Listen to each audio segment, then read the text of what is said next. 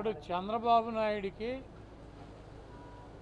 లోకేష్కి, లేకపోతే ఆయన మిత్రపక్షాలుగా ఉన్నటువంటి పార్టీలకి వాళ్ళకి తెలిసింది, ముఖ్యంగా చంద్రబాబు నాయుడికి, లోకేష్కి ఒకటి, మోడీ గారు ఎక్కడన్నా కనపడితే ఇట్లా వంగిపోవటం, పవన్ కళ్యాణ్ కనపడితే ఇట్లా కూర్చోవటం, ఈ రెండు వీళ్ళిద్దరినీ పోగొట్టడం.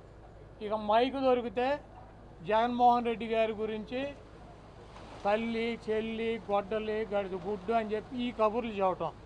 ఈ తప్పించి 2 సంవత్సరాల్లో నువ్వేం చేసావురా బాబు అని అడిగితే తల్లి, చెల్లి, గొడ్డలి, లేకపోతే సైకో, లేకపోతే వాళ్ళు కనబడితే లేకపోతే ఇట్ట ఈ డ్యాన్సులు, ఈ సొల్లు కబుర్లు తప్పించి 2 సంవత్సరాల్లో చంద్రబాబు నాయుడు గారు చేసింది ఏంటి ఈ రాష్ట్ర ప్రజలకి?